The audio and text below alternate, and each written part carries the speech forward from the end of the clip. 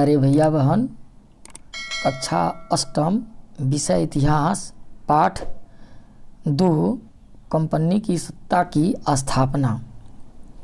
हम लोग पहला पाठ पढ़ चुके हैं। अब हम लोग दूसरा पाठ पढ़ना शुरू करेंगे और दूसरे पाठ में सबसे पहले हम लोग वाणिज्यवाद क्या है पर चर्चा करेंगे कि वाणिज्यवाद किसे कहते हैं। देखिए, व्यापार के माध्यम से अधिक मुनाफा कमाने का सिद्धांत को हम वाणिज्यवाद कहते हैं।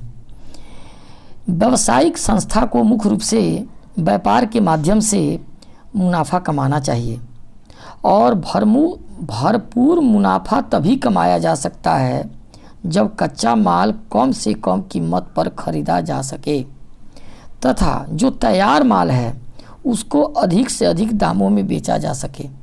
यह काम तब भी संभव है जब व्यापार में कोई प्रतिद्वंदी न हो।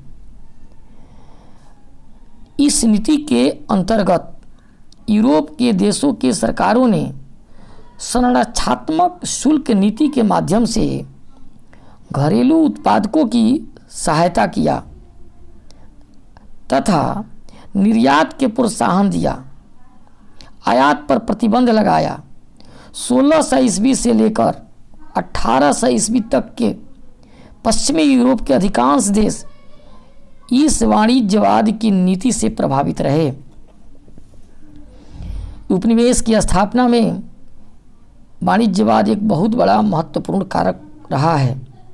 इंग्लैंड की नौसैनिक शक्ति के कारण इस मामले में ईस्ट इंडिया कंपनी की स्थिति औरों की अपेक्षा बहुत अच्छी रही है। इसके बाद आता है व्यापारिक युद्ध। व्यापारिक युद्ध क्या है भाई?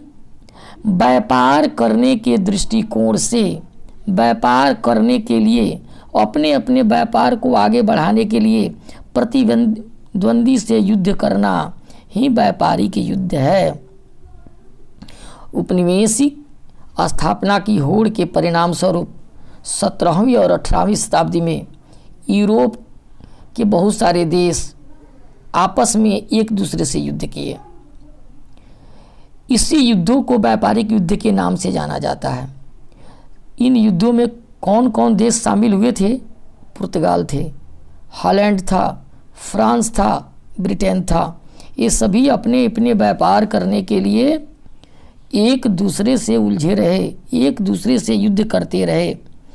यूरोप के बाज़ारों में भारत में बने परिष्कृत किस्म के सूती कपड़े और सिल्क की अत्यधिक मांग थी। मिर्च, लौंग, इलायची, दालचीनी जैसे मसालों की बेहद मांग थी यूरोपीय बाज़ारों में। समस्या यह थी कि सभी यूरोपीय कंपनियां समान वस्तुओं का व्यापार करना चाहती थी और अधिक से अधिक मुनाफा कमाना चाहती थी। यूरोपीय कंपनियों के बीच जो प्रतिद्वंदी थे, जो एक दूसरे से प्रतिद्वंदी करके आगे बढ़ना चाहते थे, इस प्रतिद्वंदिता के कारण समस्त वस्तुओं के दाम में बहुत अधिक लिफाजा हुआ, यानी वृद्धि हो गई, जिससे इस कंपनियों के मुनाफे कम होने लगे। अतः लाभ कमाने का एक ही तरीका रह गया और वह तरीका कौन था? दूसरी कंपनी को रास्ते से हटा देना। कम से कम कंपनी जब इस प्रकार के वस्तुओं का व्यापार करेगी तो अधिक से अधिक मुनाफा कमाया जा सकता है। इसीलिए भारत के बाज़ारों और व्यापारों पर एकाधिकार स्थापित करने की आकांक्षा के कारण कंपनियों ने आपस में संघर्ष किया, आपस में युद्ध किया। व्यापार की सुरक्षा शास्त्रों के माध्यम से की गई व्यापारिक बंदरगाहों पर कब्जा कर लिया।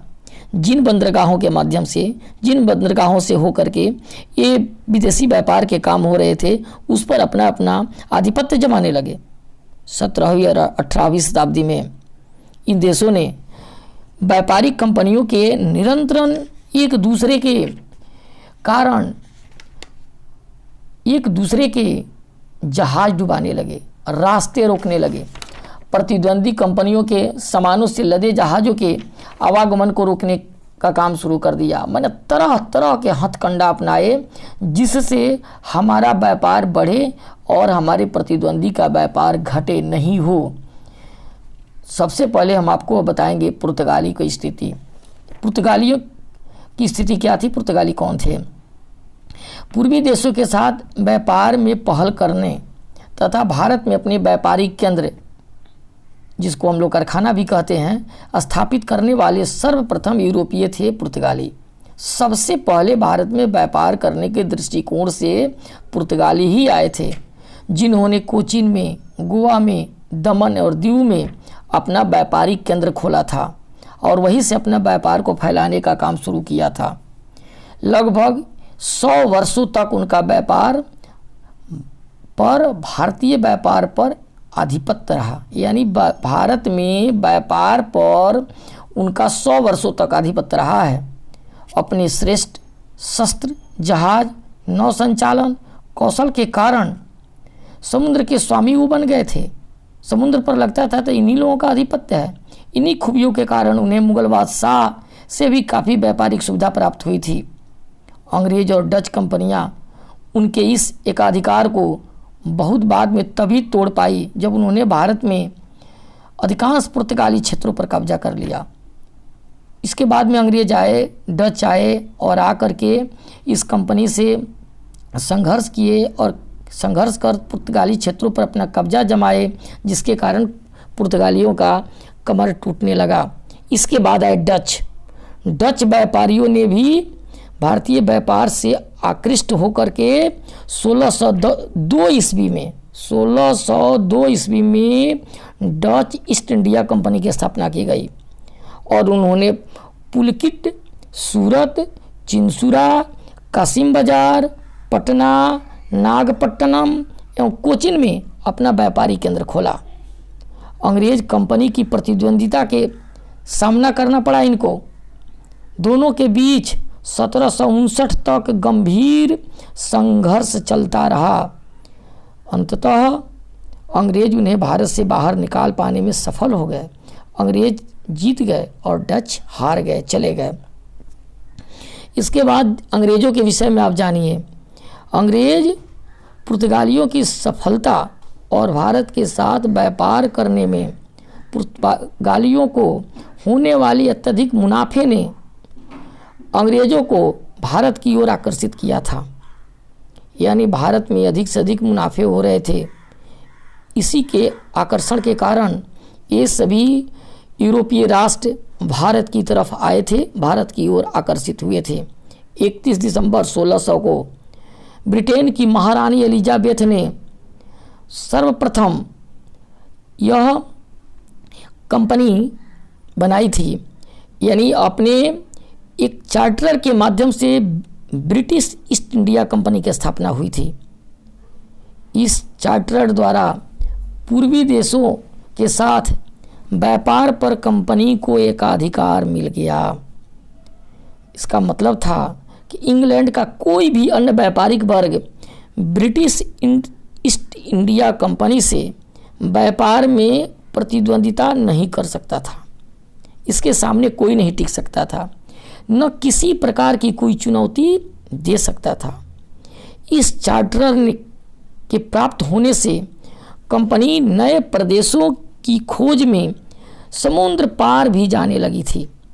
समुद्र के रास्ते दूर दूर तक यात्राएं करने लगी थी, जहां से वह माल कम दामों पर खरीद सके, उसे यूरोप में ला करके महंगे दाम पर बेच सके। जब कंपनी की इस ब्रिटिश व्यापारी कंपनियों से प्रतिद्वंद्विता नहीं रही तो कंपनी ने शीघ्र ही निश्चिंत होकर के अपना कार्यकलाप प्रारंभ कर दिया और अधिक से अधिक मुनाफे कमाने का काम शुरू कर दिया। सर टॉमस रो ने मुगल बादशाह जहांगीर से व्यापार की अनुमति प्राप्त किया था और पश्चिम तट पर सूरत में अपना प्रथम व्यापारिक केंद्र स्थापित किया था। शीघ्र ही पूर्वी और पश्चिमी तट पर अंग्रेजों का दूसरा व्यापारिक केंद्र स्थापित हो गया। 1651 में हुगली नदी के तट पर सबसे पहले ब्रिटिश कारखाने की स्थापना की गई थी और व्यापार का काम शुरू हुआ था। इसके बाद आप फ्रांसीसियों के बारे में जानें। फ्रांसीसी भी डच और अंग्रेज़ों की नकल कर रहे थे। इनको भी लग रहा था कि नहीं, हमको भारत जाना चाहिए और अधिक से अधिक मुनाफा कमाना चाहिए।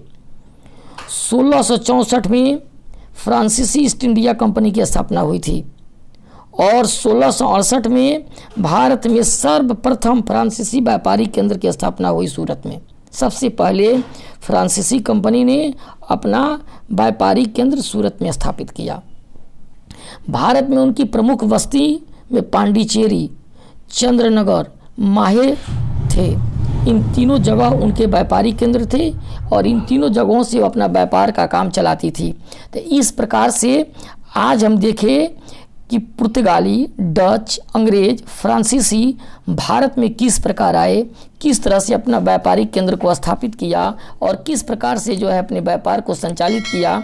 आज के लिए इतना ही, फिर अगले दिन आगे की विषय वस्तु को हम आपको बताएंगे। धन्यवाद।